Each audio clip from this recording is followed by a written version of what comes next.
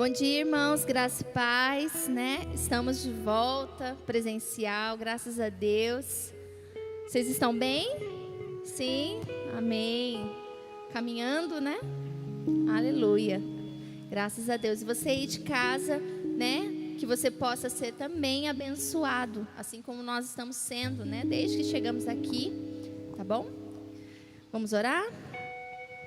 Jesus, é em Teu nome que nós nos reunimos, esse nome que é santo, maravilhoso, o único que pode nos salvar, nos libertar e nos livrar da condenação eterna.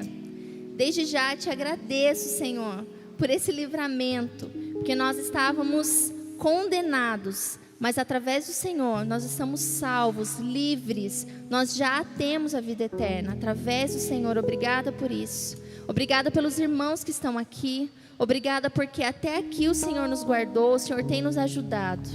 Que o Senhor possa falar ao nosso coração, que esses louvores que vão ser cantados, tocados, que as pessoas possam receber consolo, alegria, paz, em nome de Jesus. Nós te amamos e te agradecemos. Amém.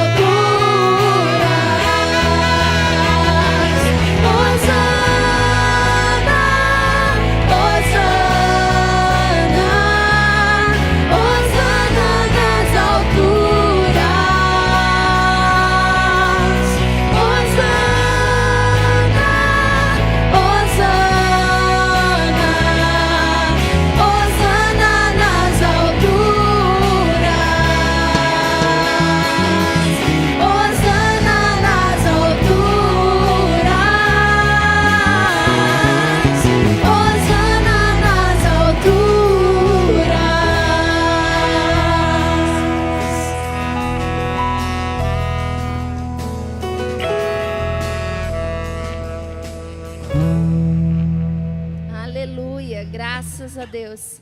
Essa é a sua oração? Limpa o meu coração, abre os meus olhos, para que eu possa ver com o amor que tu tens por mim. Que oração, né? Difícil. Mas esse é o nosso desejo, amém? É o seu desejo, Marcinha? Amém. Nossas forças, elas são renovadas. A Bíblia promete que aquele que descansa no Senhor, as nossas forças se renovam. Nós corremos e não nos cansamos, mas é pelo Senhor, amém? Vamos lá?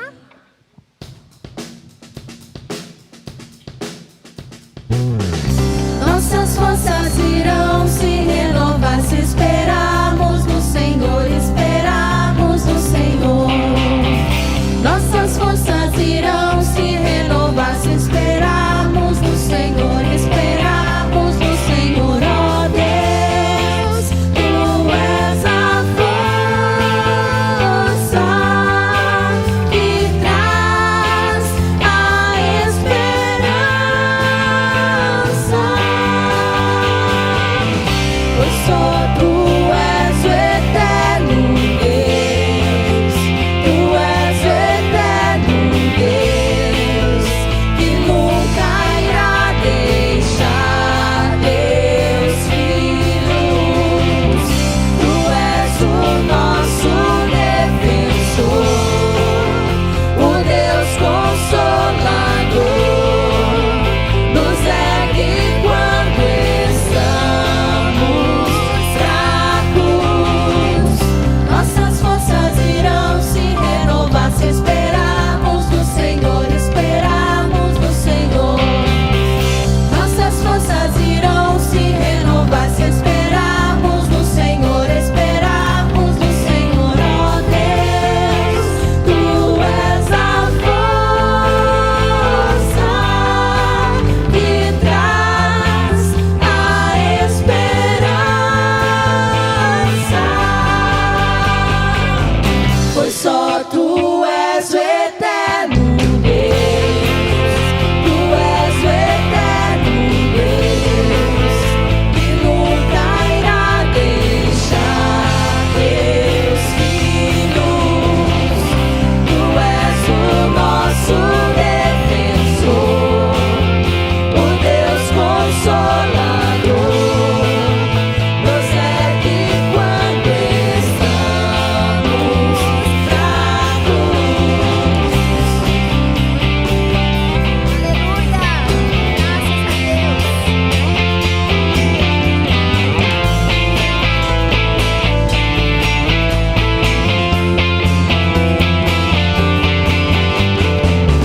Pois só Tu és o eterno Deus, Tu és o eterno Deus, Tu és o eterno Deus. Pois só Tu és o renovar se esperarmos no Senhor, esperarmos o eterno Deus. Nossas forças irão se renovar se esperarmos no Senhor, pois só Tu és o eterno Deus, Tu és o eterno Deus, Tu vais a deixar Teus filhos.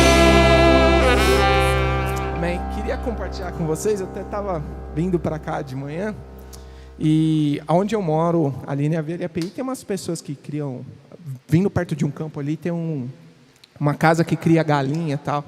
E aí quando eu estava pensando nessa música, né, que Deus nunca abandona os seus filhos, veio aquele texto que Deus nos guarda, assim, nos protege, assim como a galinha protege os seus pintinhos, né? E aí eu estava passando, aí eu vi uma galinha e 2 pintinhos assim correndo pela rua. Eu falei, puxa, olha para você ver como essa metáfora, né, que a Bíblia diz é tão linda, de um Deus criador, tem tanta coisa, fez tantas coisas, e Ele ainda prefere nos envolver debaixo das asas dEle, nos guardar, nos proteger, nos livrar do mal, daquilo que nós não temos ideias, né, irmãos? Que nós sabemos que a nossa luta, essa batalha é contra principados e potestades, e quantos livramentos Deus nos dá, aqueles que nós sabemos e aqueles que nós não sabemos também, porque Deus está nos protegendo debaixo das asas dEle. Então eu fiquei pensando nisso, para compartilhar com vocês. Amém?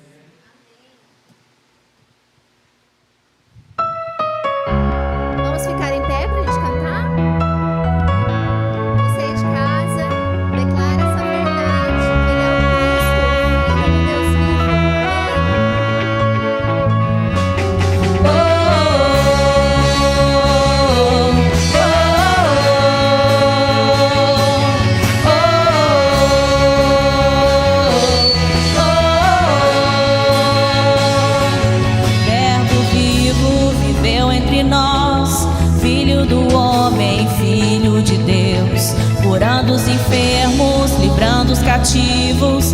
Era chegado o reino de Deus. Foi humilhado, crucificado, tão rejeitado pelos seus, ressuscitado, glorificado, o inferno e a morte venceu. E agora, quem dizem que tu és? Um profeta, um agitador qualquer. Teu Espírito me revela quem tu és, ungido de Deus.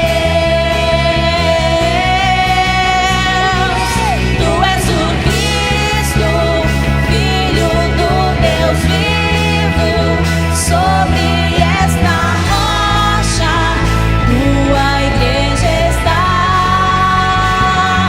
Tu és o Cristo, Filho do Deus vivo, rocha inabalável, outro igual não há, igual não há.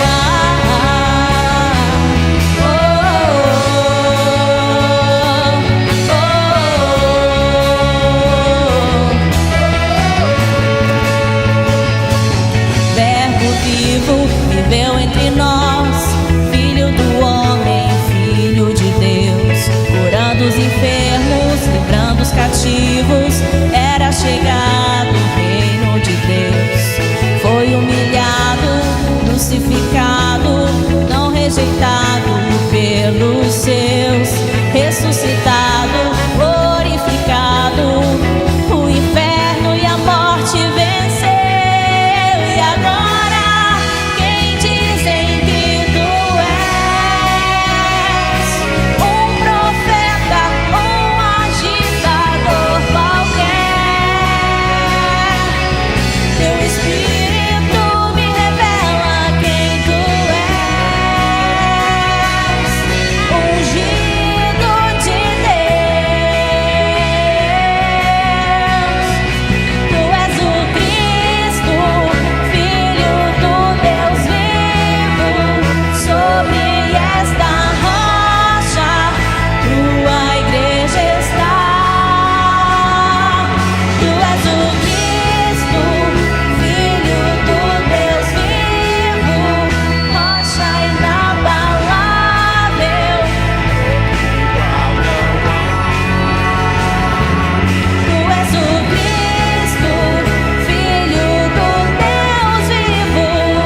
Sobre esta rocha tua igreja está. Tu és o Cristo, Filho do Deus vivo, rocha inabalável, outro igual não há, igual não há.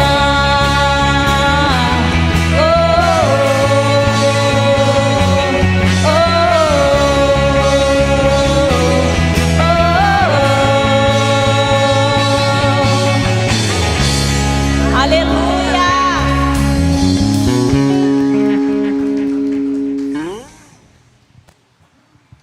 Aleluia. Próxima canção. Quantas e quantas vezes, né? Estamos aprisionados ou às vezes num lugar que somente o Senhor Jesus pode nos tirar. Se você se encontra em alguma situação assim, creia que o nome de Jesus, ele é poderoso para nos salvar. Amém?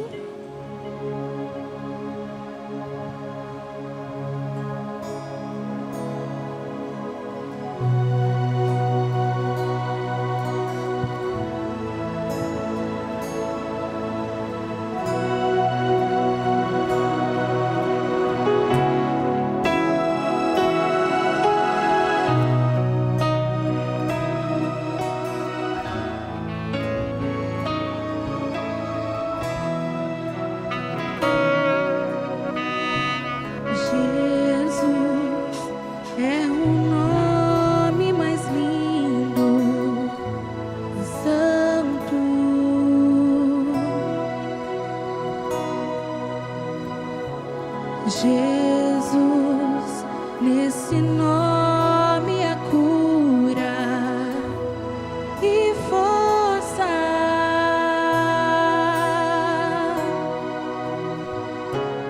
Quando chamo teu nome, as trevas fogem, montanhas se movem. Quando chamo teu nome, cadeias se rompem, não podem me deter. Jesus, teu nome é o mais lindo de todos, Santo Salvador. Jesus, só tu és o Deus poderoso, nosso restaurador.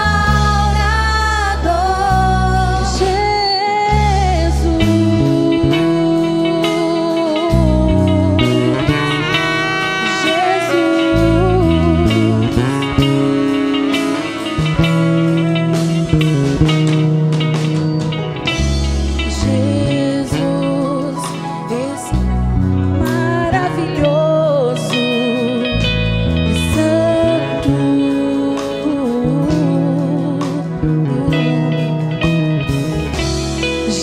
Jesus, esse nome liberta e salva. Quando chamo teu nome, as trevas fogem, montanhas se movem. Quando chamo teu nome, cadeias se rompem, já não podem me deter. Jesus, teu nome é o mais lindo de todos, Santo Salvador.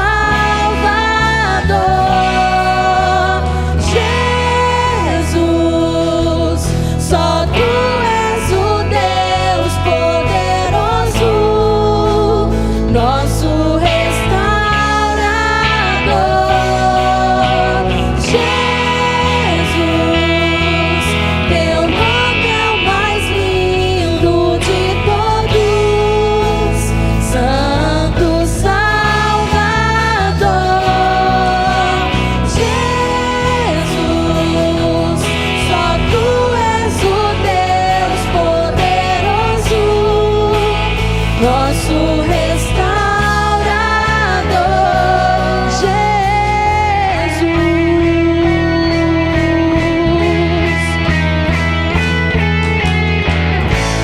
te exaltamos, te exaltamos, te exaltamos, alto e mais alto. Te exaltamos, te exaltamos, te exaltamos, alto e mais alto.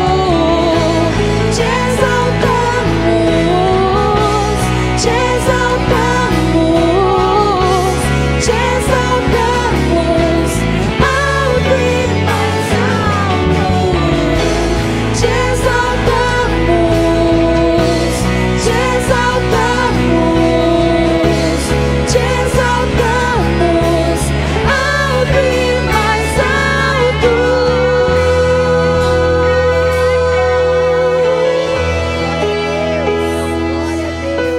Aleluia.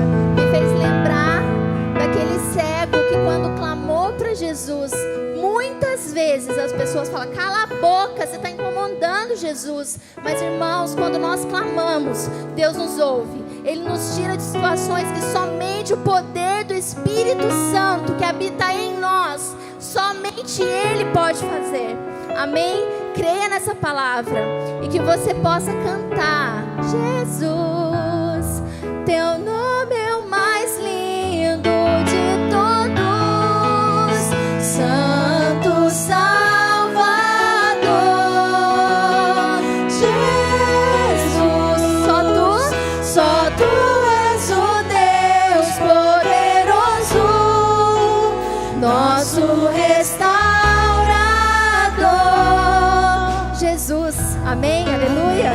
Deus abençoe, pode sentar.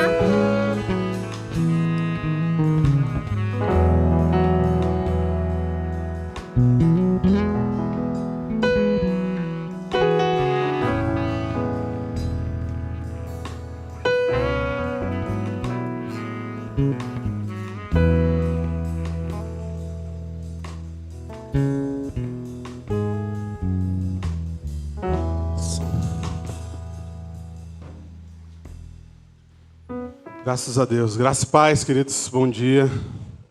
Tudo bem? Que bom estar de volta. Que bom ter gente aqui junto para a gente cantar, para a gente orar, a gente falar a palavra de Deus. Graças a Deus. Graças a Deus pelos dias em que a gente precisa se fechar, mas também graças a Deus pelos dias em que a gente pode sair. Graças a Deus pela liberdade que a gente tem de poder decidir diante das oportunidades que o Senhor nos coloca. Queria, antes de qualquer coisa, orar com vocês. Vamos orar uns pelos outros, orar por irmãos e irmãs que não puderam estar aqui, que não podem estar aqui, alguns que estão em situação mais delicada. Que o Senhor nos dê um coração grato e um coração quebrantado em compaixão, em comunhão com esses irmãos e irmãs. Amém? Pai, nós te louvamos, Senhor, te damos graças porque o Senhor é bom, a tua vontade, a tua palavra é perfeita, ela é boa, agradável, e o que o Senhor nos permitiu viver estando aqui hoje, Senhor, com certeza é crescimento para a nossa jornada, crescimento para todos nós. Quero te pedir, Pai, em nome de Jesus, que o Senhor alcance agora, Pai, todos os nossos irmãos e irmãs que não podem estar aqui, que ainda se encontram em alguma situação de saúde, em reclusão, seja das mais pequenas ou talvez das coisas mais preocupantes no momento como esse de pandemia que a gente ainda vive, mas que o Senhor nos dê, Pai, um coração de compaixão, de empatia, Pai, é isso que pedimos. Clamamos, suplicamos pela vida desses irmãos e irmãs, que os nossos queridos sejam tocados, alcançados, supridos, que a provisão do Senhor chegue até eles, Pai, seja por questão física, material, espiritual, emocional, saúde, todas as questões possam ser supridas pela verdade de Cristo Jesus, o nosso Senhor. Obrigado, Senhor, porque dura tem sido a nossa jornada até aqui, mas também tem sido um tempo em que a gente tem sido suprido pelo Senhor no meio dessas tempestades, no meio dessas dificuldades todas. Pai, em nome de Jesus, nós oramos e te agradecemos, Senhor. Amém. Tudo bem, gente? Vocês viram que eu estou chique agora de headset? Agora sim, ó, tem duas mãos para... Eu já falo com as mãos. Agora segura, hein? Graças a Deus, é serviço dos irmãos aí, o Robert, o Alex, o Jô, o povo todo aí trabalhando. Agora tem umas caixas gigantonas aqui que estão mandando mais potência ainda aí. O negócio está chique, graças a Deus. Temos ainda muito para fazer, mas temos avançado. E eu queria justamente compartilhar isso com vocês, o que a gente está fazendo como igreja, quais são os nossos próximos passos, aonde está o nosso coração e aonde estão os nossos sonhos, aonde a gente está colocando a nossa vista para caminhar como igreja. A gente tem uma vocação como corpo de Cristo, que é ser testemunha da verdade que é o reino de Jesus Cristo. Nós somos testemunhas de que o reino de Deus é verdade. Amém?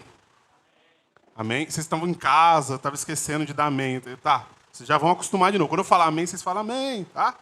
Amém? Vocês concordarem, tá? Se não concordar, não concordar.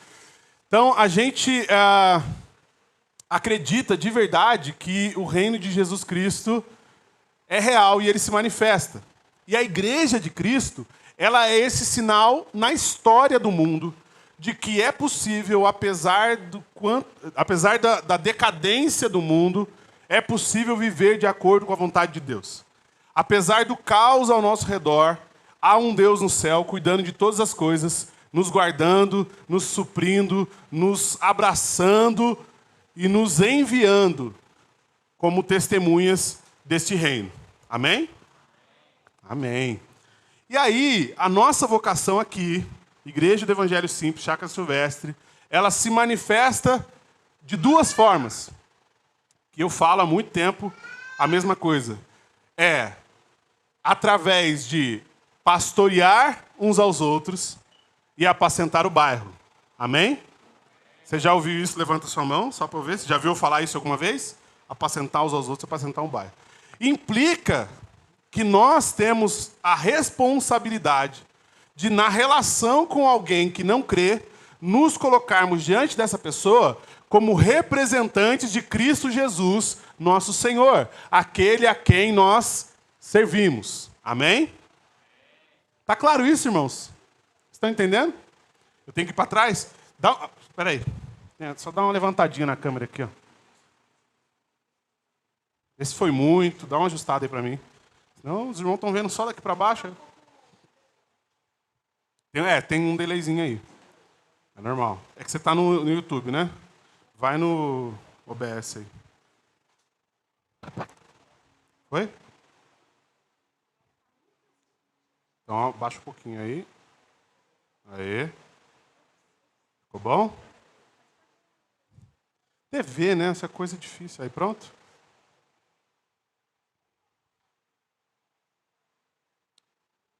Isso, é aqui que você mexe. Aí. Pronto? Amém. Então tá. Estávamos falando sobre a nossa missão como igreja, sobre o nosso desafio de ser igreja. E aí, nesse processo, irmãos, as coisas são difíceis, são desafiadoras. Por quê? Porque tudo ao nosso redor aponta para uma zona de conforto. Aponta para uma zona onde eu sento e sou servido. Onde eu sento e as pessoas me conduzem, ou me ajudam, ou me servem para que eu receba. Por quê? Porque o mundo por si só já me suga o suficiente. Eu saio para trabalhar, é difícil. Eu saio para abrir meu negócio, alguém diz que não posso abrir o negócio porque o vírus funciona só até as 8 da noite, quer dizer, das 8 em diante. E aí tem toda essa guerra de que hora que abre o negócio, que hora que fecha, o que pode, o que não pode. E a gente já tem essas coisas do mundo nos pressionando. E o grande desafio é transmitir, traduzir toda a pregação do Evangelho, a mensagem da cruz, de teoria para a prática. E é por isso que a gente se congrega como igreja. É por isso que, ao longo dos anos, a gente se reúne congregados ao redor do nome de Jesus Cristo para cantar louvores que expressem as verdades que nós cremos, para ouvir exposições bíblicas a respeito da palavra de Deus, que é a verdade na qual nós cremos, para testemunhar uns aos outros das transformações que Cristo vem fazendo em nós, que são de fato e de verdade. E isso vai nos inspirando, vai nos enchendo de esperança, de expectativas, porque a gente vai vendo que tudo aquilo que a gente leu, ouviu e cantou se aplica também a nós. Ser igreja não é o lugar onde eu sou servido, é o lugar onde eu celebro ao Deus a quem eu sirvo, não como escravo, mas como filho, ao Deus a quem eu represento. Então, quanto melhor for o nosso círculo de comunhão, quanto melhor for a nossa rotina de congregar, mais motivados e inspirados nós vamos estar para cumprir a nossa missão no dia a dia. Posso ouvir outro amém? Está claro isso? Então, o que a gente tem que fazer a respeito do nosso congregar? Lutar para fazer dele todo dia um ambiente melhor, mais agradável, mais saudável, mais coerente, mais interessante, mais bíblico, mais prático. Então, eu queria desafiá-los desse 2021, já que é agora que a gente está abrindo oficialmente o nosso 2021, a vir todas as vezes que você vier ao culto, todas as vezes que você vier para alguma reunião da igreja, que você for a uma RIP, que você estiver participando online aqui, vir com uma mentalidade só uma mentalidade. como é que eu vou transformar, com a minha parcela de responsabilidade, a nossa experiência de congregar em algo mais bíblico, em algo mais coerente. Tá claro isso? Deu para entender isso, Lucas, que eu falei? Então você vai vir para cá e falar assim, como é que eu vou transformar essa experiência de encontrar os meus irmãos para cantar para o nosso Deus, as verdades do nosso Deus, para ouvir a palavra do nosso Deus e meditar e aprender na palavra do nosso Deus, e para testemunhar uns aos outros as verdades de Cristo na nossa vida, como é que eu vou transformar essa experiência em algo mais delicioso e mais maravilhoso? Para quê? Para eu consumir? Não. Por quê? Porque saindo dessa experiência eu preciso estar com mais energia ainda, com mais gás ainda, porque eu vou encarar um mundo que precisa de uma testemunha do reino de Deus. E aí, queridos, todo mundo é responsável por alguma coisa. Tá claro isso? Todos nós. Tem um papo que os crentes costumam dizer, eu até queria, mas eu não conheço tanto de Bíblia que nem o fulano. Não é assim que funciona. Porque no reino de Deus, há todo tipo de gente. Jesus deixa isso bem claro na conduta quando ele permite que as criancinhas cheguem e falem assim, delas é o reino dos céus. Ele não está dizendo que é só delas, é delas também. Mas o que uma criança tem para contribuir com essa situação? Nesse cenário, só a sua simplicidade. E aí Jesus as usa como exemplo. Você está entendendo? A gente tem algo para contribuir.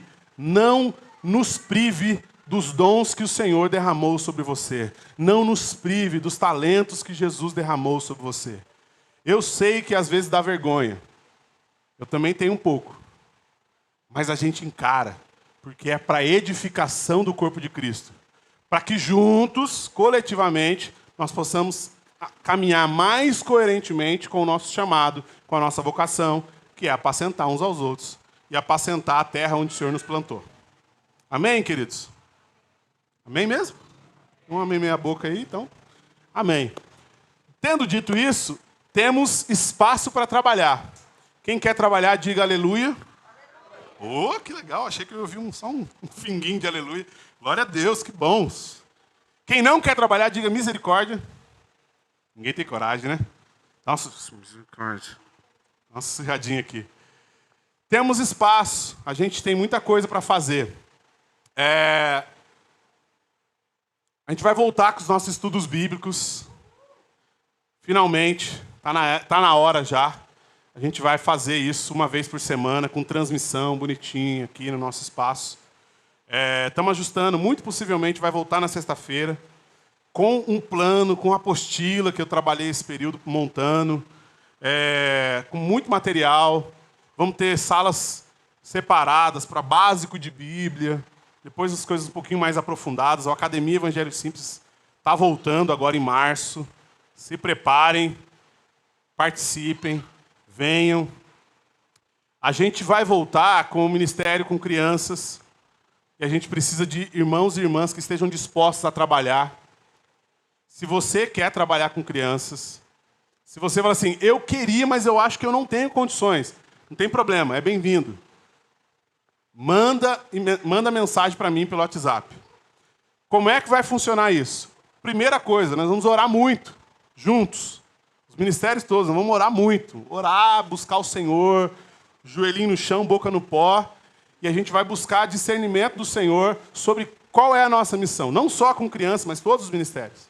Então a gente precisa de voluntários. Essa semana, irmãs e irmãos, precisa de homens também, deem um nome para mim, para a gente trabalhar com o ministério com crianças. A gente vai fazer uma pequena reunião, vamos orientar, vamos instruir, e a gente vai voltar. A gente precisa continuar celebrando o culto infantil, na maneira que a gente conseguir, instruindo as crianças na maneira que a gente deve andar. Amém? Mais coisas que a gente precisa fazer. Precisa de gente para ajudar no serviço com os adolescentes, com o tribo. Por quê? Precisa de gente para servir, gente para estar junto para testemunhar, gente para somar nas estratégias todas aí de comunhão que o Kleber Vivi tem feito. A gente tem a reunião de homens na segunda-feira, às 20 horas. Tem a reunião de mulheres na segunda-feira, às 15 horas. Queridos, bora. Chega de ficar sentado. É a hora de servir. É a hora da gente se envolver. É a hora da gente botar a mão na massa e começar a trabalhar, porque tem muita coisa para fazer. Amém, queridos? Formas de você se envolver com o seu tempo, com a sua dedicação, com a sua oração, mas também você pode contribuir, se você quiser colocar, você consegue pôr na tela aí? Contribuir conforme o Senhor propôs no seu coração, o Espírito de Deus te conduza. A nossa igreja, graças a Deus, tem mantido todas as contas em dias, com a mesma transparência de sempre. Graças a Deus, nós temos testemunhado a respeito da fidelidade do Senhor, tendo pago as nossas contas em dia, corretamente, do jeito que tem que ser feito. Isso é uma bênção para nós como igreja. É um testemunho, mais um testemunho de que faz sentido nós seguirmos a Jesus, porque Ele nos supre daquilo que Ele nos enviou para fazer, com condições para fazer aquilo que Ele nos enviou para fazer. Então você pode contribuir generosamente, segundo o Senhor pôs no seu coração. Lembre-se, responsabilidade, generosidade e gratidão são os motivos pelo qual a gente contribui. Que o Senhor te dê condições. Tem já 2 irmãos, tem a salva, está ali, para a gente passar enquanto você contribui. Obrigado, Davi, pela água e pelo café.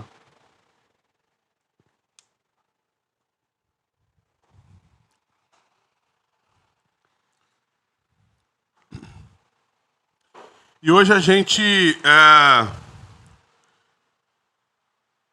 começa uma nova série. Não rolou? Não foi? Don't worry. Semana que vem tá aí. A gente se organiza. Nossa, ficou muito legal, hein, Kleber? Puxa, como eu queria mostrar isso para vocês, o logo da tribo. Gente do céu, que lindo, cara. Glória a Deus.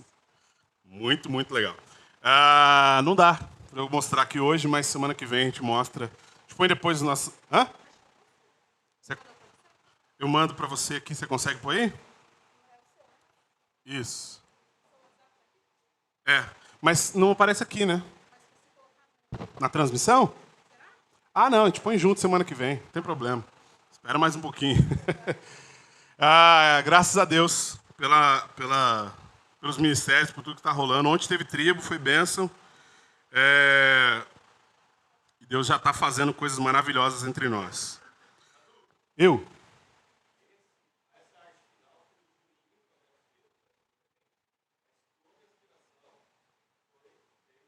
Olha aí, que legal, cara. Glória a Deus, cara. Moisés, artista. Então, só para a finalização da arte foi pelo Juninho, que é o grafiteiro que está ajudando, mas a arte toda foi inspirada no desenho do artista Moisés aí, que legal. Aluno da Acrópole, ó. Bênção, parabéns, Moisés. Deus abençoe, continue te usando aí, cara. Seus dons e talentos. Muito legal. Então, hoje a gente começa mais uma série expositiva. Eu gosto de Bíblia, eu amo a palavra de Deus, e eu creio na Bíblia toda, até na capa. E se eu for pregar e não pregar a Bíblia, você tem toda a liberdade de puxar a minha orelha. Se você um dia me ver pregando e não tiver fundamentado nos textos bíblicos e na intenção bíblica de revelar para nós a vontade de Deus, puxa a minha orelha. E eu quero começar com vocês orando para que o Senhor nos dê a sua palavra. Quem vem orar aqui? Carla, vem orar por mim aqui. É a Carla do Rogério. Carla ou Daiane, né? É essa ainda. Cadê? Tinha um outro microfone aqui.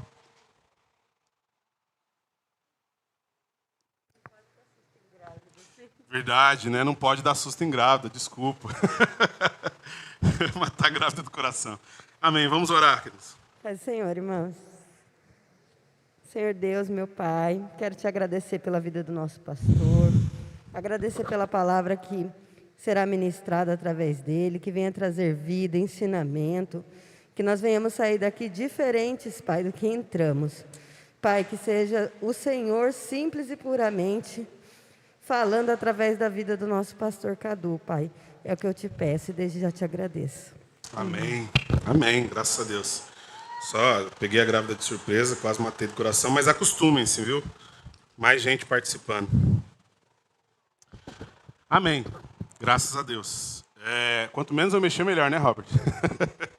Eu já vou acostumar, cara, que eu fico com a sensação que ele está caindo, mas já acostumo. Sabe como que é? Eu sou um caipira, né? Começamos uma série expositiva hoje no livro de Jonas.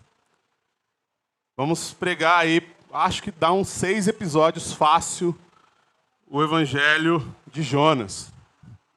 Por que Evangelho de Jonas? Embora não seja um livro oficialmente evangélico, evangelístico, eu tenho lido, tenho meditado e tenho sido edificado. Então eu queria compartilhar com vocês a mensagem do Senhor no livro de Jonas. Hoje lemos do Jonas do capítulo 1, no versículo 1 ao 10. Eu vou abrir aqui e ler com vocês. Jonas 1, do 1 ao 10. Diz assim a palavra do Senhor. A palavra do Senhor veio a Jonas, filho de Amitai, dizendo: levante-se, vá à grande cidade de Nínive e pregue contra ela, porque a sua maldade subiu até a minha presença. Jonas se levantou, mas para fugir da presença do Senhor, para Tarsis. Desceu a Jope e encontrou um navio que ia para Tarsis. Pagou a passagem e embarcou no navio para ir com eles para Tarsis, para longe da presença do Senhor. Mas o Senhor lançou sobre o mar um forte vento e levantou-se uma tempestade tão violenta que parecia que o navio estava a ponto de despedaçar. Então, os marinheiros ficaram com medo e clamavam cada um ao seu Deus. Lançaram no mar a carga que estava no navio para que ele ficasse mais leve. Jonas, porém, havia descido ao porão do navio e ali havia se deitado e dormia profundamente. O capitão do navio se aproximou de Jonas e lhe disse: o que está acontecendo com você? Agarrado no sono? Levante-se, invoque o seu Deus.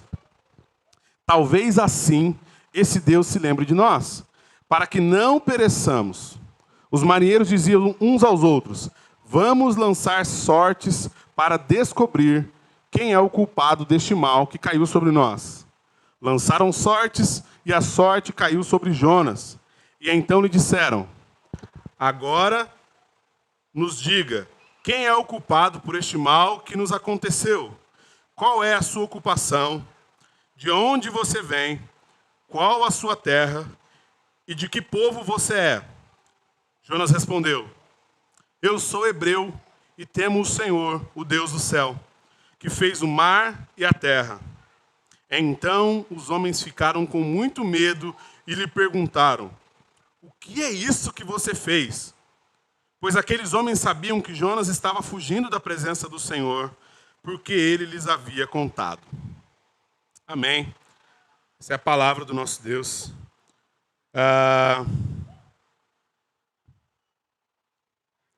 Muita coisa aqui, muitos detalhes acontecendo, e a gente vai juntos discernir o que o Senhor tem para nós, que Ele nos conduza. Bom, o livro de Jonas, ele é escrito num período em que, quer dizer, essa história se passa num período em que Jeroboão II era rei sobre Israel. Jeroboão II. Se você não lembra a ordem dos reis, venha nas nossas aulas, nós vamos ter um curso de reis. Vai ser muito legal, você vai saber quem é o rei fulano, quem é o rei cicrano. Vai ser uma benção aí, panorama do Antigo Testamento, vamos falar sobre reis. Jonas, então, é um profeta do Senhor no tempo de Jeroboão II. E Jonas tem a responsabilidade de transmitir para o povo o que Deus está dizendo. E ele está de boa, vivendo a sua vida em Israel. Essa Nínive ainda não é a Nínive que depois virou capital da Síria. Tem uns 100 anos de quase diferença aí. Ainda vai demorar um tempo para essa Nínive ser a grande Nínive, capital da Síria, a maior cidade daquela região. Nínive, geograficamente falando, fica mais ou menos ali no norte do Iraque. Eu trouxe até a imagem aqui, mas estamos sem data show. Depois eu dou um jeito de... bom, na semana que vem vamos pregar de novo sobre isso e eu ponho lá para vocês verem. Ela fica no norte do Iraque. Então, é mais ou menos aqui. Aqui está Israel. Israel tem o mar ali muito próximo. E aqui está Nínive. A jornada de Jonas era daqui para lá. E Jonas inverte a situação. Ao invés de ir para o norte do Iraque, por terra, ele vai para o litoral de Israel, uma cidade chamada Jope, onde tinha um porto muito famoso, que é um local de passagem de muitos navios, e encontra ali um navio, segundo os historiadores, por causa da região, muito provavelmente um navio de cereais, que está indo em direção ao Golfo Pérsico lá, e vai lá para cima e vai entrar lá no Mediterrâneo, no Mar Mediterrâneo, que é o extremo oposto. E aí, ele vai... Aliás, o oposto do Golfo Pérsico, perdão, e vai lá sentido Mar Mediterrâneo. O que chama a atenção é que Jonas chega no navio, e o texto mostra isso, você vai prestar atenção, e fala assim, gente, eu estou fugindo do meu Deus. Eu quero ir nesse navio. Como esse era um navio de cereais, muito provavelmente ele ainda não estava na época de partir. Porque, segundo os historiadores, os navios de cereais eles partiam só quando eles estivessem lotados. Então, os agricultores iam, colhiam, traziam até o porto, vendiam seus cereais e iam enchendo. Então, eles estavam esperando a colheita concluir. Por quê? Porque só valia a pena para eles viajar quando eles tivessem capital suficiente para chegar lá na região e vender tudo.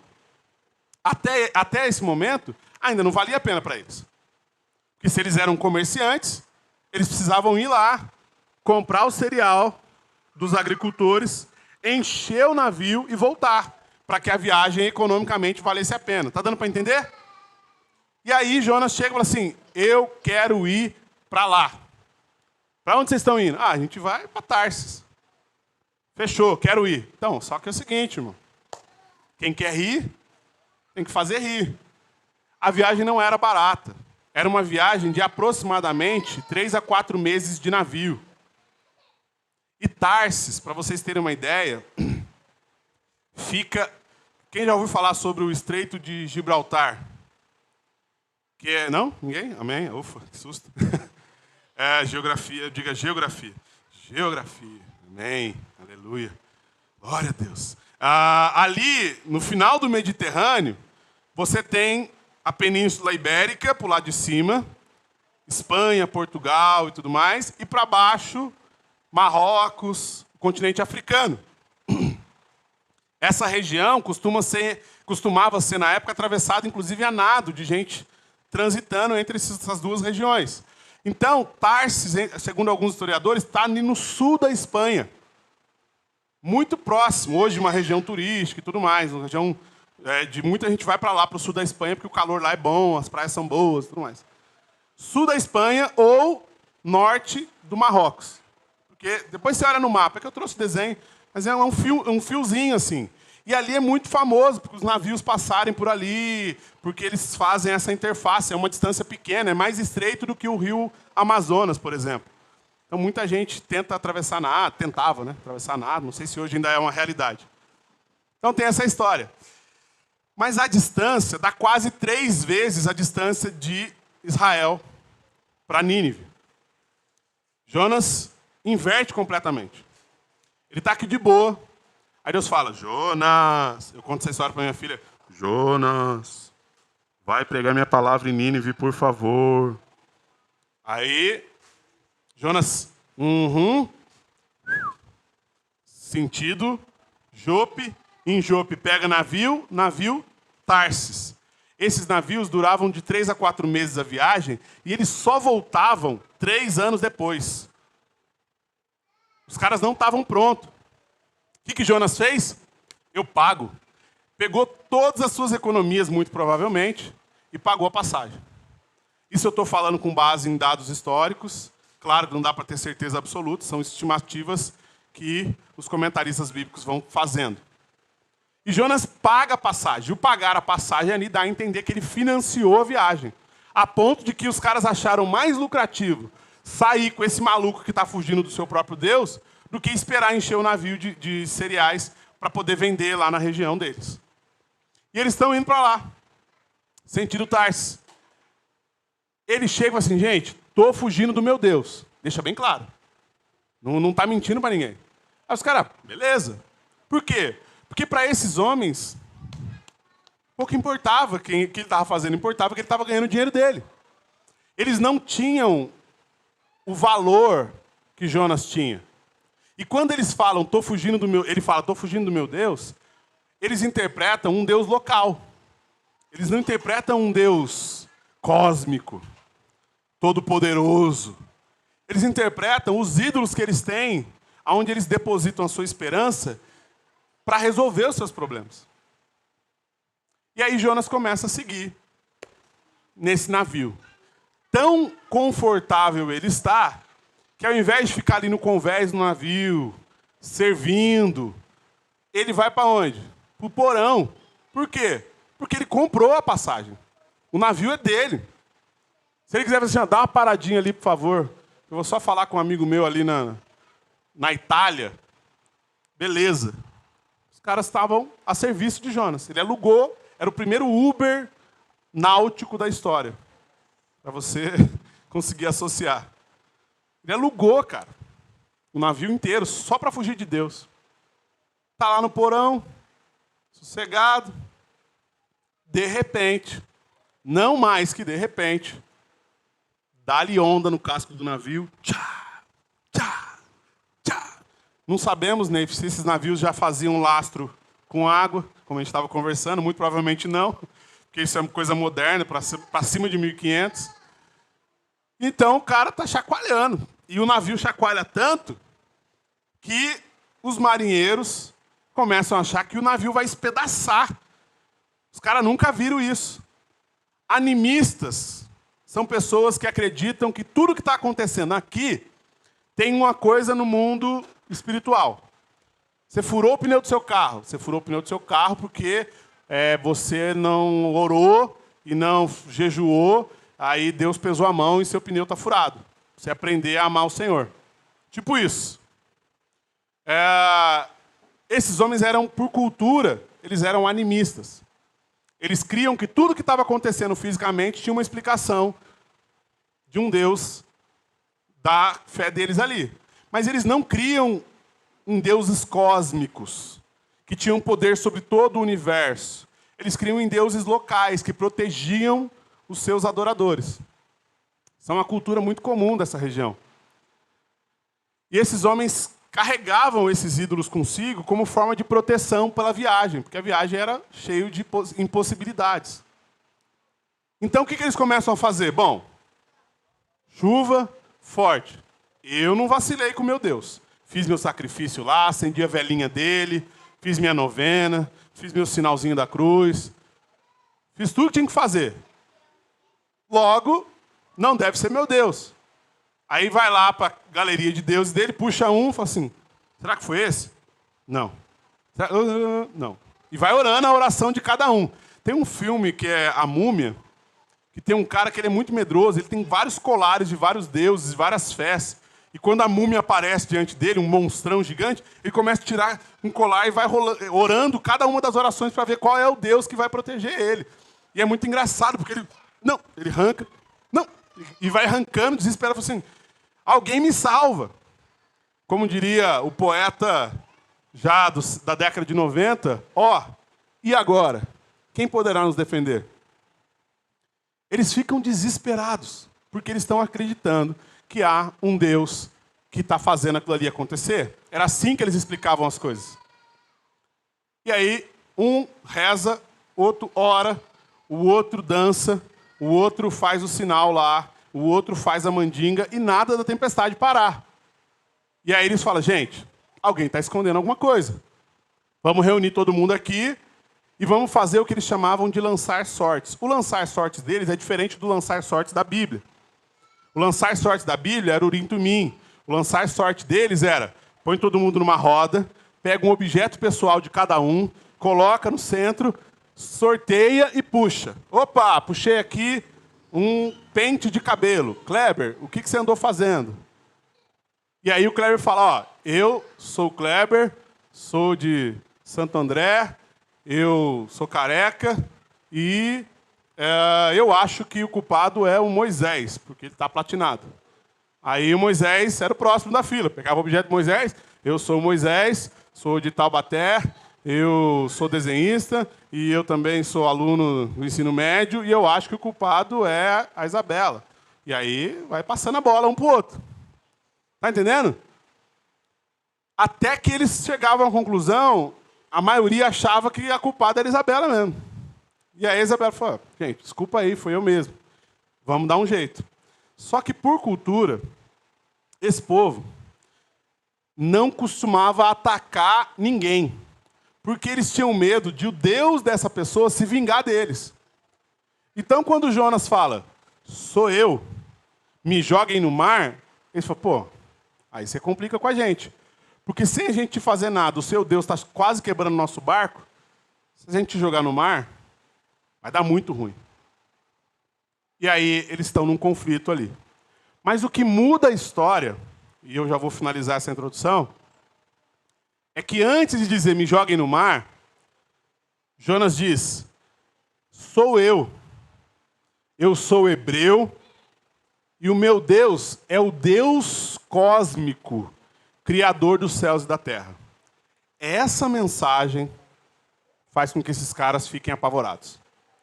Porque, muito provavelmente, nenhum dos deuses deles ali era um deus cósmico, porque não era comum isso. Isso era uma coisa de grego raiz, que cria nos Zeus.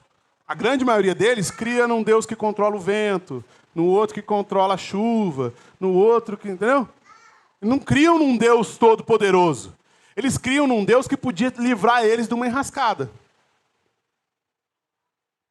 E aí é que está a nossa história. E esse é o enredo.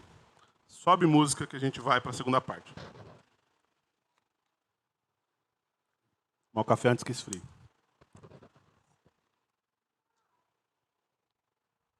Morno. Bom. Olha só. Tem uma coisa acontecendo aí, queridos. Jonas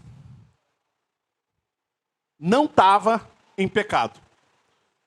Depois que Deus fala com ele, Jonas está em pecado. É diferente de Jonas pecou.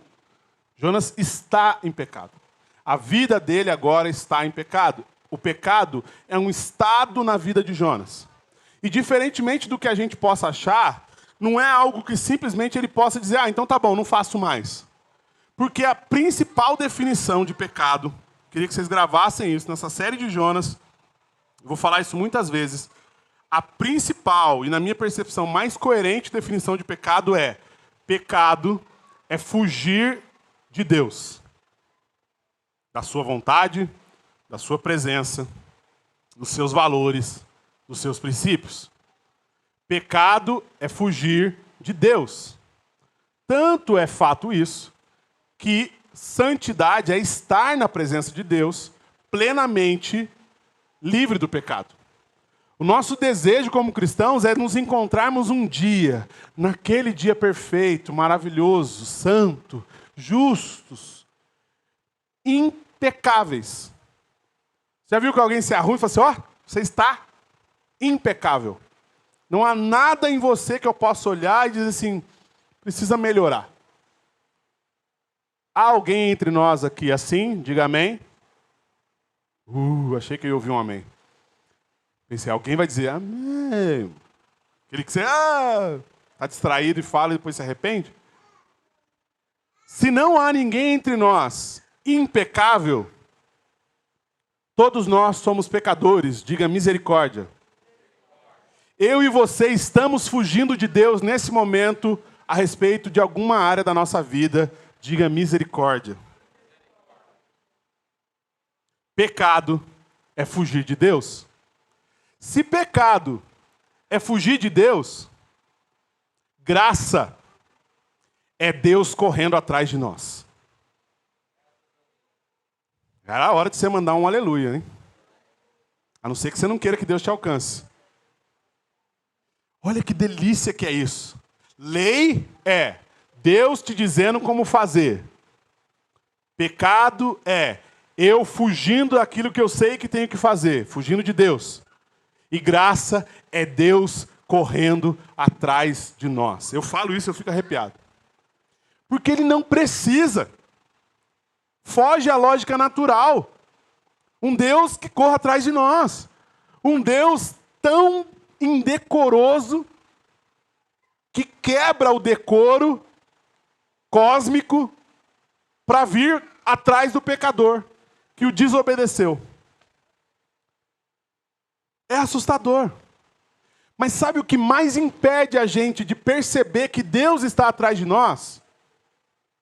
Achar que você não está fugindo de Deus. Eu tenho certeza de que se eu não tivesse falado isso antes, e eu te perguntasse, você está fugindo de Deus? Você ia dizer, não, eu não. Graças a Deus, não. Estou bem, estou até aqui no culto. Estou aqui assistindo online. Não estou fugindo de Deus.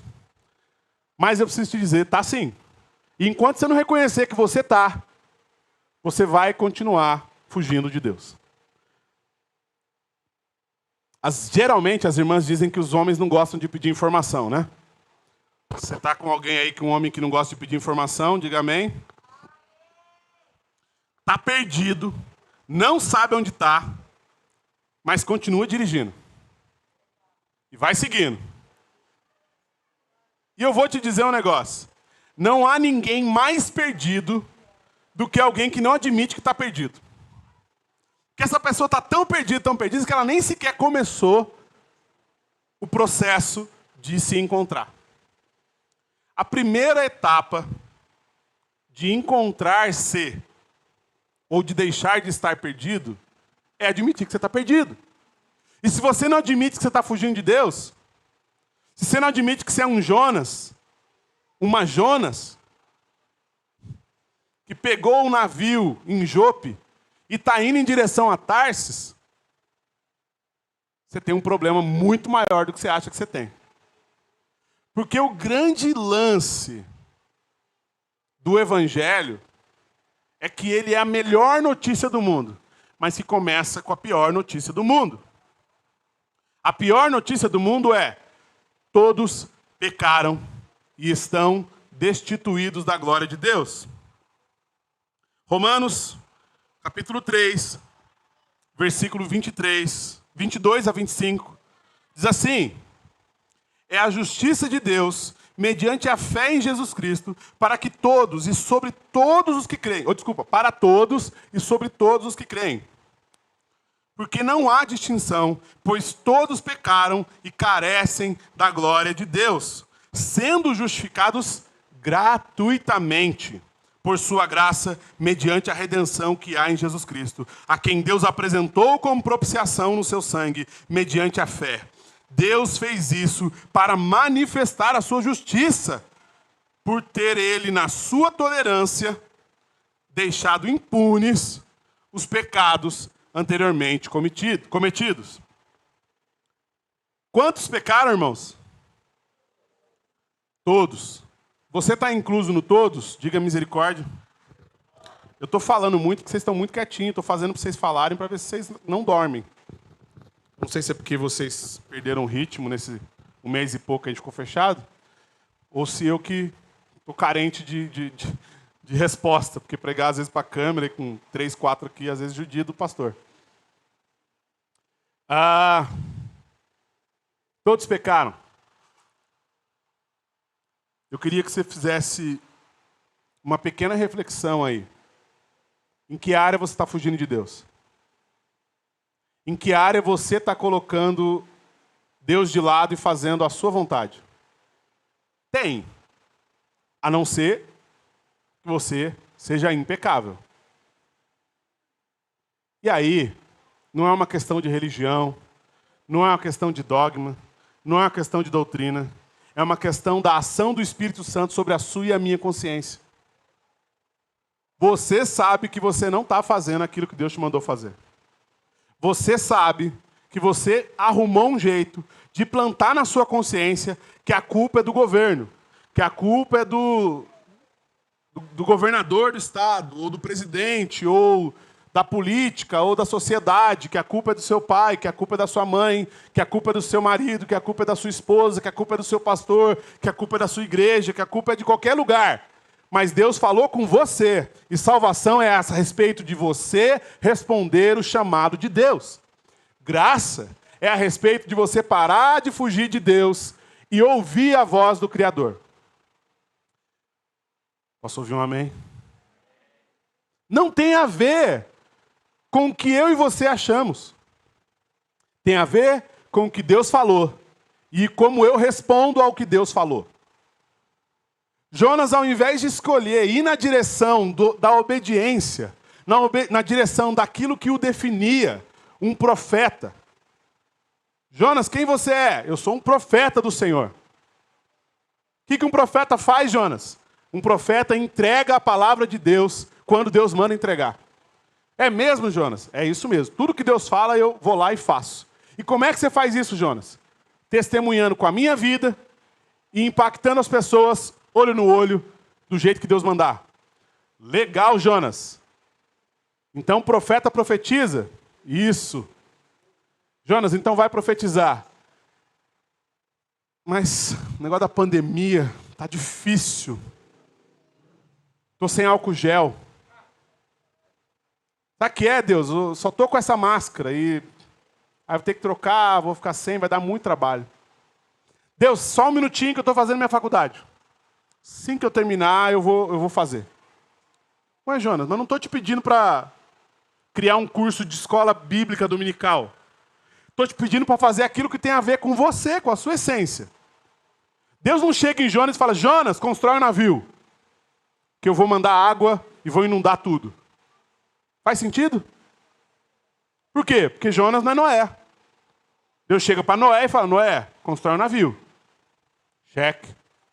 Deus não vai chegar na Samu, que é artista dos bolos, e fala assim, Samu, constrói um prédio. Mas Deus fala, bom, o senhor fala de chocolate, ganache? Porque é o que faria sentido. Deus fala, Samu, faz um bolo de prédio. Agora Deus chegar no Rogério, que é militar, e falar assim, Rogério, bota uma mochila nas costas e vai ser missionário, mochileiro pela Europa. Então, senhor, aqui não tem uma carreira aqui, posso até de repente pedir uma LE e tal, tentar ali uns 6 meses, mas eu estou com um filho, outro a caminho. Não é assim. Está dando para entender? Diga amém. Quando é que você está em pecado, querido? Quando é que nós estamos em pecado? Quando a gente não ouve a voz de Deus. Quando a gente arruma uma desculpa para Deus, para não fazer aquilo que Ele nos chamou para fazer. Pecado é fugir de Deus. Como consequência dessa raiz pecaminosa, a gente vai se desdobrando e se escondendo de Deus. O que Jonas está fazendo não é inovador, não é criativo. Ele está só reproduzindo a mesma coisa que foi feita lá no Jardim do Éden. Adão, opa! Adão! Sim, senhor. Domine. Dominar? Sim, senhor. Já comigo, senhor. Sobre tudo. Ah, tudo. Fechou, senhor. É nóis. Tá lá Adão de boa. A serpente só. E Adão, tá tranquilo, pô. Isso é suave. Dá nada não, isso é coisa de religioso. O negócio de ficar obedecendo literalmente tudo que Deus fala, é coisa de religioso. Deixa isso pra lá. Tô na minha aqui, ó. Cada um, cada cabeça uma sentença. Deus mandou eu dominar, mas a minha esposa também, pô, ela que se vire. Aí a mulher pecou, foi enganada.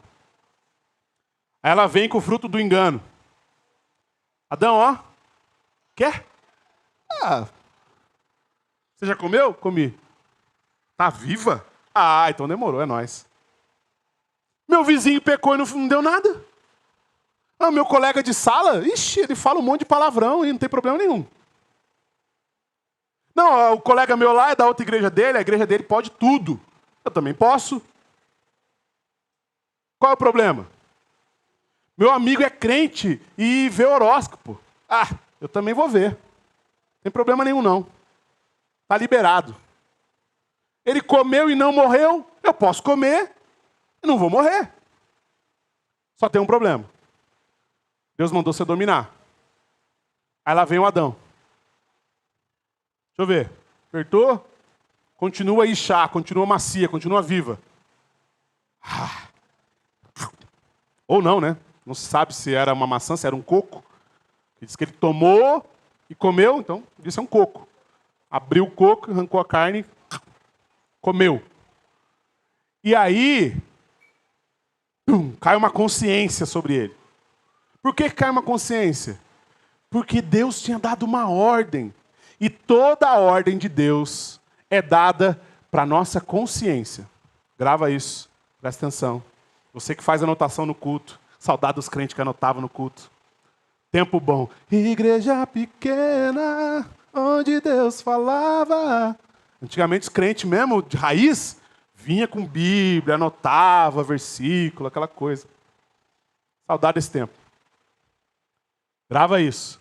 Toda a ordenância de Deus é para a sua e para a minha consciência. Deus primeiro fala a nossa consciência. E a nossa reação à voz de Deus é que vai criar uma cultura e um ecossistema de obediência ao Senhor. Maridos, Deus fala na sua consciência a respeito da sua casa. Esposas, Deus fala na sua consciência a respeito da sua família. Filhos, Deus fala na sua consciência a respeito da sua conduta. Se ninguém te pegar fazendo o que é errado, não quer dizer que você está de boa. E se você conseguir cauterizar a consciência, de modo que você não fique mais tão afetado por aquilo, você só piorou o seu problema. Você acabou de financiar um navio em direção a Tarsis. E Deus não costuma deixar barato esse tipo de coisa. Porque Deus é um Deus gracioso. Olha só que interessante. Imediatamente após desobedecer deliberadamente a Deus, o que o pecador faz? O que nós fazemos? Nos escondemos de Deus. Tum, tum, tum, tum. Adão! Ai, cadê você? Eu ouvi a tua voz e tremi, Senhor, eu estou com medo. Não olha para mim. A Mari, quando não quer que a gente olhe para ela, para de olhar para mim, você não olha para mim. Se escondeu. Pegou uma folha de bananeira, fez um design de moda, estilo esses desfiles chique, cobriu tudo ali, está lá. Escondido. Fugindo de Deus. Qual a diferença de Adão para Jonas? Tinha uma ordem, caminhou na direção oposta, não quis encarar, fugiu de Deus. Está lá Jonas no porão do navio, desce o capitão. Jonas! Um olho aberto, outro dormindo. Ô Jonas, que sono é esse, filho? Pai e mãe, de vez em quando aparecem no quarto dos filhos para chamar, para dar uma bronca. E filho geralmente sabe que merece uma bronca. Qual é o truque, Bia? Finge que está dormindo. Porque aí, de repente, eles se compadecem e não brigam comigo. Quem é que acorda um filho para brigar? Que mãe horrível a minha mãe é. Me acordou para me dar uma bronca. Meu Deus, que absurdo, eu vou embora dessa casa. Quem nunca, né? A Thaís está chorando de rir ali. Ó. Fez muito isso. É isso mesmo. Aí Jonas aqui. Ah, eu estou dormindo. Ninguém vai chamar eu não. O navio está quase despedaçando. Pensa nesse sono. Que sono é esse? Hipnótico. O navio está rangendo. E o cara... Ah, tá. Tá bom que você está dormindo. Aí desce o capitão. Porque às vezes Deus vem em pessoa, às vezes Deus vem em forma de capitão. Filho, que Que sono é esse? Que Rivotril foi esse que você tomou? Você está dormindo desde, sei lá, cara. Me dá um pouco dessa parada que você comeu para você dormir aí, que eu preciso dormir desse jeito. Aí, querido. Jonas, por que você está dormindo tanto? Não, é que um sono, né? Escola, tem que estudar muito. Vestibular, daqui a 3 anos, tem que estudar. Aí eu estudo muito e fico cansado. Engraçado, no Free Fire, no TikTok, você não fica. Posso ouvir um amém? A gente conhece o rebanho, né? A gente conhece o rebanho, né? E aí, tá lá o menino, com a desculpa. Ele achou que era melhor se apoiar no próprio entendimento, melhor se apoiar na própria opinião, no próprio achismo, do que simplesmente obedecer a Deus. E eu entendo Jonas, porque eu sou um pecador como Jonas. Eu entendo Jonas porque eu fujo de Deus, muitas vezes, como Jonas. Eu vou falar para você, às vezes o meu plano de fuga de Deus parece perfeito. Parece o plano do Cebolinha, infalível. Parece que vai dar certo, cara. Eu vou conseguir fugir e Deus nunca vai me achar. Nunca que Deus vai me achar aqui escondido no meu quarto, debaixo do cobertor. Imagina se Deus vai me achar. Aí, a gente com essa ideia genial, achando que vai conseguir fugir de Deus, vem Deus e nos encontra. O que a gente fez? A gente trocou o conhecimento de Deus, trocou a ordenança de Deus pelo nosso próprio entendimento. Provérbio número 3, verso de 5 a 6. Olha o que diz, que lindo. Confie no Senhor de todo o seu coração e não se apoie no seu próprio entendimento. Reconheça o Senhor em todos os seus caminhos e Ele endireitará as suas veredas. Confie no Senhor de todo o seu coração e não se apoie no seu próprio entendimento. Reconheça o Senhor em todos os seus caminhos e Ele endireitará as suas veredas. Confie no Senhor de todo o seu coração e não se apoie em seu próprio entendimento. Reconheça o Senhor em todos os seus caminhos e Ele endireitará as suas veredas. A gente acha que Deus não sabe bem o que está fazendo. A gente acha que a gente consegue ver mais do que Deus, que a nossa visão de cosmos é muito melhor do que a visão de Deus. E a gente acha que algumas coisas poderiam ser completamente diferentes. Que Deus é um senhor velhinho, de óculos fundo de garrafa, que não tem noção do que está acontecendo aqui no Brasil. Que se ninguém mandar um memorando para Deus avisando que tem uma pandemia aqui, a igreja vai fechar, que a igreja vai morrer. Porque Deus não está no controle da própria igreja. Deus não está cuidando do Brasil. Deus não está cuidando da nação. Deixa eu dar uma notícia para você. Chama Evangelho. Ele é Senhor sobre todas as coisas. Ele cuida de tudo. Ele não está sujeito ao que eu acho. Eu entendo Jonas, muito. Eu entendo por que Jonas foge. Sabe por que Jonas foge? Porque ele está sendo enviado para morrer. Porque na limitação da compreensão dele, se ele continuar fazendo o que Deus mandou ele fazer, ele vai morrer. Para você e eu entendermos melhor, é mais ou menos o equivalente a enviar Jonas, a enviar você. Chega aqui, Lucas, soldado Lucas, estamos no exército agora. Lucas, estamos em 1940, Segunda Guerra Mundial. Os alemães acabaram de invadir a Bélgica, indo em direção à França. A maior invasão da história do mundo. Eles tomaram a Bélgica em apenas 8 horas. Meu Deus, o que está acontecendo? Os caras são muito fortes. Muito rápido eles conseguiram vencer. E agora, o que eles vão fazer? Estão indo para a França. Aí eu falo, Lucas, por favor, gabinete. O Lucas vem e fala, Lucas, tem uma missão para você. Você vai pegar um avião, vai lá para a Bélgica, vai procurar um homem chamado Adolf. Vai grudar no bigode dele e vai falar assim, para com isso, porque eu vou lhe meter a mão na cara. solta o bigode dele e vem embora. Tranquilo, Lucas? É para onde Deus mandou Jonas. Nínive era uma cidade pequena. Ela é uma cidade circular. E por isso o Senaqueribe viu nela grande potencial e transformou numa grande capital. Porque era uma cidade circular, de diâmetro, ela tinha 5 quilômetros só. 5 quilômetros. No centro da cidade tinha um castelo, que depois Senaqueribe ampliou e ficou chamado de castelo sem comparação. Castelo sem igual. Por quê? Porque ele era alto e os muros da cidade ficavam abaixo do topo do castelo. E lá em cima do castelo, o rei conseguia ver toda a cidade e tudo além dos muros da cidade. Consequentemente, a vigilância do próprio rei era constante. Então era uma cidade estrategicamente perfeita.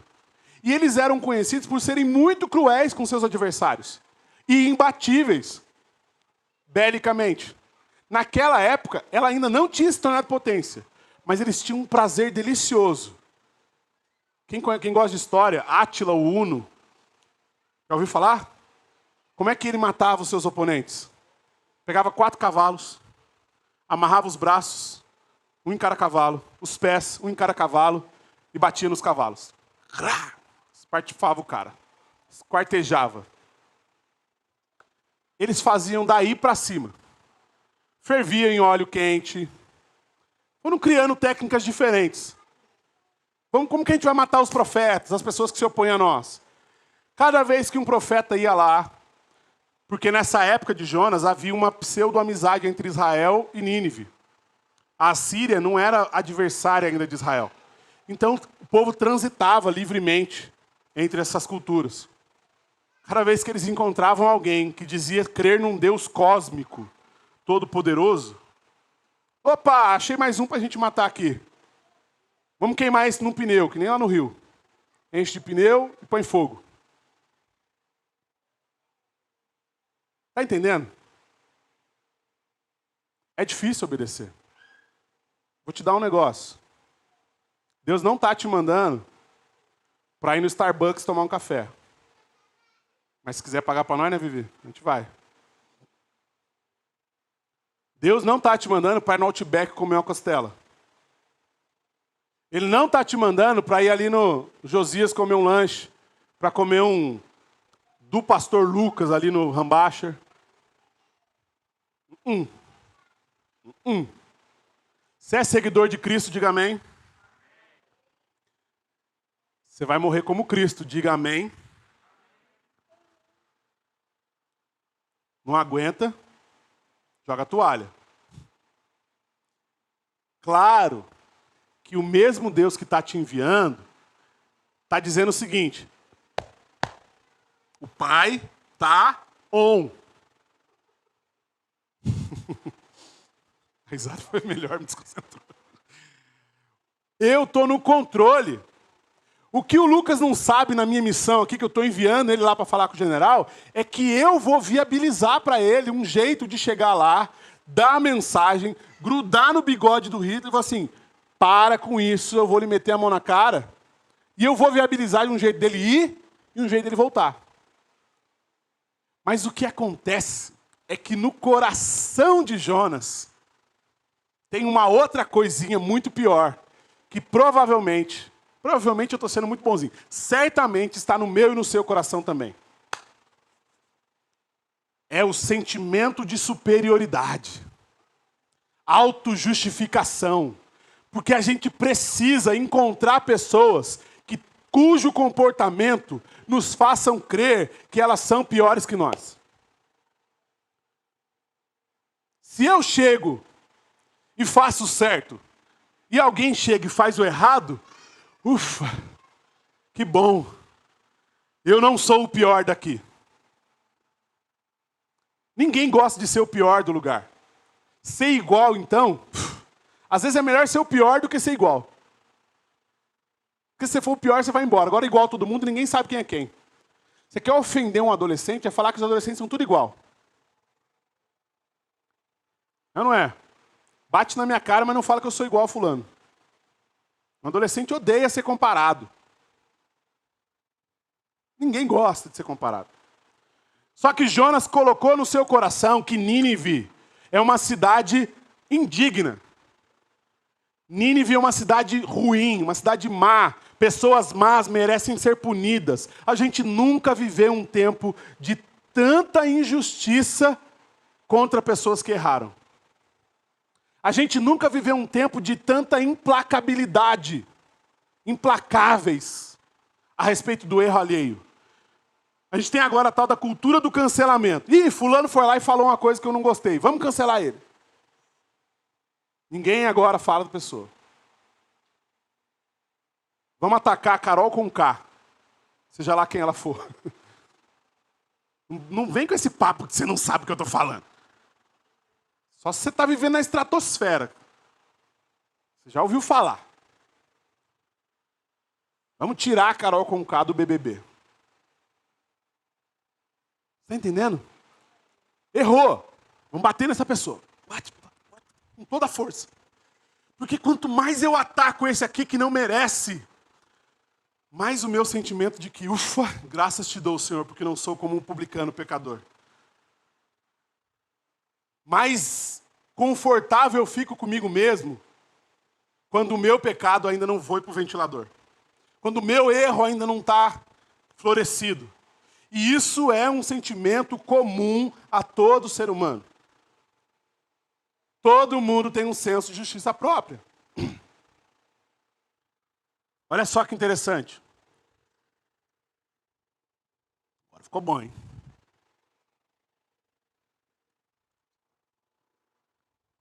Jonas olha para Nínive e vê o comportamento reprovável deles. Pouco reprovável? Não, muito reprovável. O próprio Deus fala, Jonas, a iniquidade deles, e quando Deus fala iniquidade, Deus está falando iniquidade, não está falando pecado. Pecado é o que você faz por consequência de quem você é. Iniquidade é o que você fez por consequência de quem você é, virando uma cultura ao redor de todo mundo. Afeta você, as pessoas próximas de você e a próxima geração. É muito mais grave que pecado. Pecado é eu falar um palavrão. Iniquidade é eu falar tanto palavrão, que a primeira palavra do Gustavo vai ser um palavrão. Tá dando para entender isso? Para quem não sabe, Gustavo é meu filho. Às vezes vocês não conhecem, não sabem o que está falando. Isso é grave. Significa que o meu pecado é tão ardiloso que ele contamina as pessoas ao redor, cria uma cultura. Que a minha opinião ela não pode estar só dentro de mim, ela tem que estar em mim, mas tem que contaminar mais gente. Se eu estou mal, todo mundo tem que estar mal. Se eu estou bravo, todo mundo tem que estar bravo. Iniquidade. Nínive, Deus falou assim, Jonas, Nínive, a iniquidade deles é tão grande que chegou aqui, ó, no meu trono, aqui nas alturas, no céu dos céus. Então, vai lá e fala para eles que eu vou julgá-los. Qual é a lógica para Jonas, segundo o próprio entendimento humano? Ué, se eles são tudo isso, Deus, para que eu vou lá perder meu tempo? Se eu for lá, vai que eles se arrependem. Aí não tem graça. Senhor, vamos fazer um negócio legal? A gente instala uma câmera, eu sento aqui, pego uma pipoca, o Senhor desce fogo neles e eu fico assistindo. Todo mundo fica feliz. O Senhor julga o pecado deles. Eu fico feliz porque eu gosto de ver um pecador pagar pelo preço do próprio pecado. Porque eu adoro ver gente que errou pagando pelo próprio preço. Não dá uma sensação boa? Você não tem coragem de admitir, mas dá. Dá porque a internet prova que dá. Sabe quais são os vídeos mais vistos da internet? Chama karma, vingança. A pessoa foi lá e bateu num cachorrinho. Aí tem o vídeo do linchamento dessa pessoa. O vídeo do cachorrinho apanhando tem 10 mil visualizações. O vídeo do linchamento dessa pessoa tem 10 milhões. Está entendendo? Porque as pessoas gostam de ver sangue derramado. Romanos 1 vai dizer, pés ágeis para derramar sangue inocente. somos nós, pecadores. Não são eles, somos todos nós. Jonas olha para aquele povo e fala, a religião deles eu não gosto. A cultura deles eu não gosto. A cor deles eu não gosto. O cabelo deles é ceboso, eu não gosto. Não gosto nem do ar que eles respiram. Desce fogo, Jeová! Ainda sai dando um aleluia. Qualquer semelhança com o comportamento de alguns ditos cristãos não é mera coincidência. É fato. Usando Deus para punir aquele que eu reprovo. O que acontece? Jonas está indignado. Abra, por favor, Jonas capítulo 4, versículo 2. Olha que interessante o motivo pelo qual Jonas não quer ir para Nínive. Jonas 4, 2. Maravilhoso. Eu respeito gente assim. Gente que tem coragem de dizer o que pensa. Jonas, depois de saber que Deus não ia matar Nínive, olha o que ele fala, capítulo 4, versículo 2. Ele orou ao Senhor e disse, ah, Senhor, não foi isso que eu disse, estando ainda lá na minha terra? Por isso eu me adiantei fugindo para Tarsis. Pois eu sabia, o Senhor é um Deus bondoso, compassivo, tardio em irar-se e grande misericórdia, e que mudas de ideia quanto ao mal que anunciaste. Agora, Senhor, mata eu então.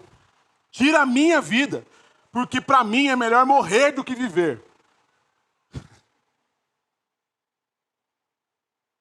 Identificou-se? Ah, Senhor, o Senhor vai me tirar daqui para ir lá pregar para o Hitler. Aí eu vou lá e falo, Hitler, para com isso, porque Deus vai, rapaz. E aí o Hitler, tá bom, eu paro. E se arrepende. Ah, tem graça. Eu queria ver Deus fazer pegar fogo. Tanto é fato que o livro de Jonas vai mostrar, que Jonas vai, prega e sobe num monte para só literalmente ver o círculo pegar fogo. Literalmente. A angústia dele é tão grande quando Deus resolve perdoar o povo que se arrepende, que ele nem sabe mais o que faz. Ele nem sabe mais o que fazer. Ele falou, gente, acho que eu não quero mais viver, não. Não tem graça. Me tiraram o prazer de ver o pecador ser punido. Eu sei que quando eu falo assim, duramente, você não se sente tão identificado, ou pelo menos você não tem coragem de se identificar tanto com isso. Mas quem está dizendo isso sobre nós não sou eu. É a Bíblia. É para isso que o livro de Jonas está ali.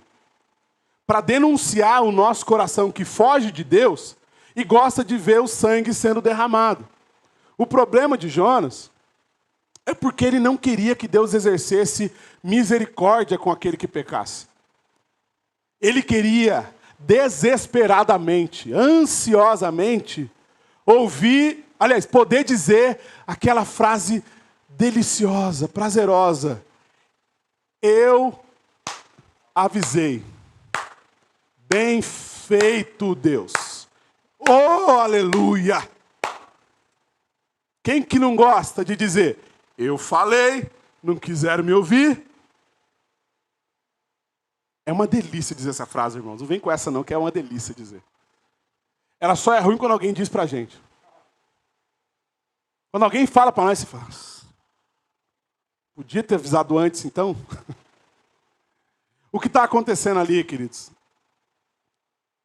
é que o pecado de fugir de Deus é, na verdade, fundamentado numa iniquidade chamada justiça própria. E aonde houver justiça própria, não há evangelho. Aonde houver justiça própria, não há graça. Porque enquanto você achar que a sua opinião sobre qualquer coisa é melhor do que a opinião de Deus e da sua palavra, você é um Jonas. Acabou. E aí, quando eu li, meditei, chegamos a essa revelação, eu falei, Senhor, como eu sou Jonas. Porque se eu concordo, eu faço. Se eu não concordo, eu já fico, eu não sei. Acho que não.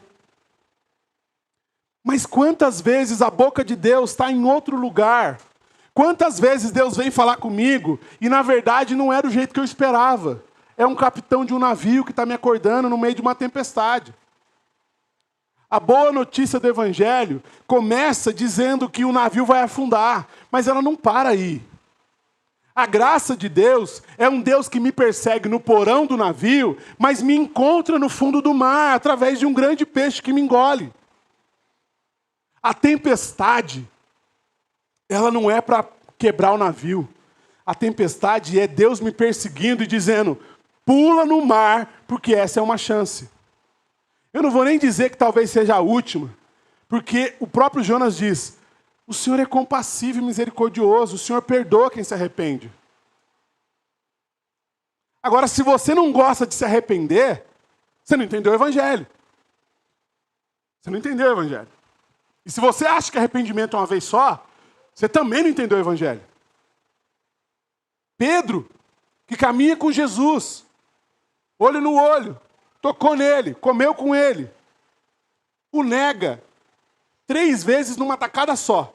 Fora quando ele tenta cortar a orelha de Malco, fora quando ele está lá e não deixa Jesus dizer que vai se entregar, fora quando ele desiste de ser missionário e vai pescar, e tantas outras situações. Está dando para entender?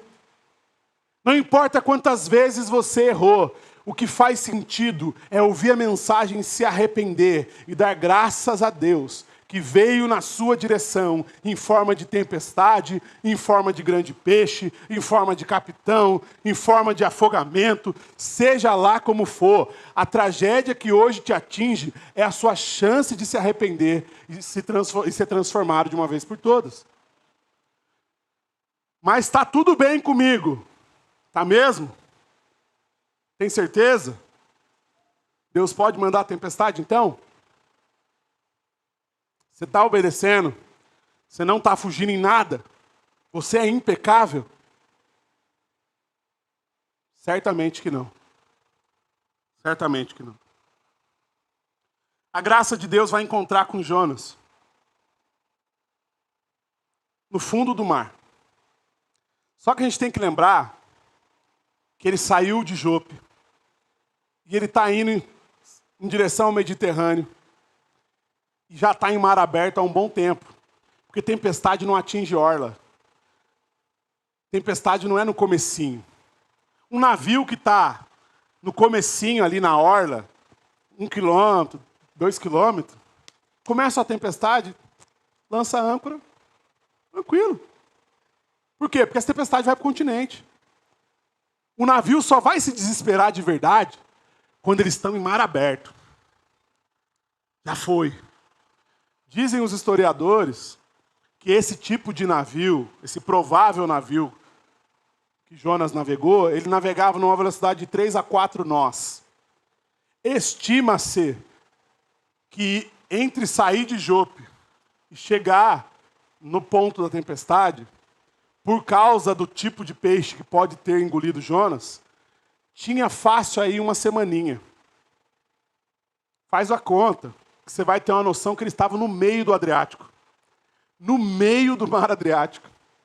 Uma tempestade veio, mas veio com gosto. Tchá, tchá, tchá. Chacoalha os meninos e o navio estica para um lado, estica para o outro. E olha que coisa maravilhosa. Porque se você olhar com a ótica do Evangelho de Jesus, essa tempestade ela não veio para te destruir, ela veio para expressar a graça de Deus. A graça de Deus está no meio do caos. A graça de Deus está no meio de uma pandemia, de um vírus chato que não morre, que pega os outros, que pega a gente que a gente ama, e que te enclausura, e que confunde a cabeça de todo mundo, e ninguém sabe de onde vem, para onde vai. No meio desse caos, existe a graça de Deus. Se você desistir de fugir de Deus e resolver encará-lo, um grande peixe pode te encontrar no meio desse mar, onde você tem certeza que vai se afogar. mas Deus vai te encontrar lá, porque graça continua sendo graça. É maravilhoso isso, cara. É maravilhoso. Para de fugir e se lança na tempestade. Ah, mas se eu lançar na tempestade, eu vou me expor. E se eu me expor, eu posso morrer. E se eu morrer, se eu sou cristão, era isso que eu ia acontecer mesmo. Então, Já racionalizou isso? Racionaliza para você ver. Ah, mas fácil falar, né? Não, claro que não é. É claro que não é fácil falar. Você acha que tem formação pastoral para ser pastor na pandemia? Fazer faculdade de teologia, tem um módulo chamado Como Pastorear a Igreja em Meio a uma Pandemia Mundial. Onde as pessoas não sabem se saem de casa ou se ficam de casa. Se abre o culto, se fecha o culto. Se faz com 30%, com 40%. Você acha que eu sei? Mas a gente pula no mar, irmão. A gente pula esperando que ou o Senhor vai nos dar o privilégio de morrer afogado, ou Ele vai nos trazer dentro de um grande peixe para o lugar da missão. Porque fugir de Deus eu não vou. Fugir a gente não vai fugir. Mas e se morrer? Ué, mas foi para isso que eu fui chamado. Foi para isso que nós somos chamados. Ser cristão é não ter a sua vida por preciosa. Ser cristão é entender que a minha única chance de estar vivo é na graça. É da graça que eu preciso. É da misericórdia que eu preciso. Eu não preciso estar certo, eu não preciso estar no meu entendimento, eu não preciso acertar, eu preciso estar na graça. Porque a graça me basta. E aí Deus graciosamente engole Jonas em forma de um peixe. Um grande peixe. E ele leva Jonas de volta para a orla de Jope. Para o ponto de partida. E fala assim, filhão, agora é contigo de novo. Presta atenção. Deus não leva Jonas para Nínive. Porque ir para Nínive é trabalho de Jonas. Deus leva Jonas para o ponto de partida. E fala assim, vai, outra chance. Aí Jonas dá uma olhada para o porto, vê um navio sendo carregado, o peixe já foi embora, o caminho de Jope para Nínive é tenso. Aí ele dá uma caminhadinha para o porto, pensando, posso escapar de novo, né? É só dessa vez eu não contar para os caras que eu sou hebreu, filho do Deus Todo-Poderoso. De repente dá certo. É contigo, é comigo, é conosco. O chamado de Deus continua ecoando. E aqueles que obedecem é que vão desfrutar do prazer de ver Deus perdoar uma cidade inteira. E eu vou falar, é um negócio delicioso. Ver que eu arrisquei a minha vida para que outras pessoas possam viver. É viciante. Ver que apesar das minhas mazelas, das nossas mazelas, Deus passou pela nossa igrejinha pequena aqui, e tocou em mais uma família. E acolheu mais um. E mais uma vez a glória de Deus se fez palpável, real na vida de alguém.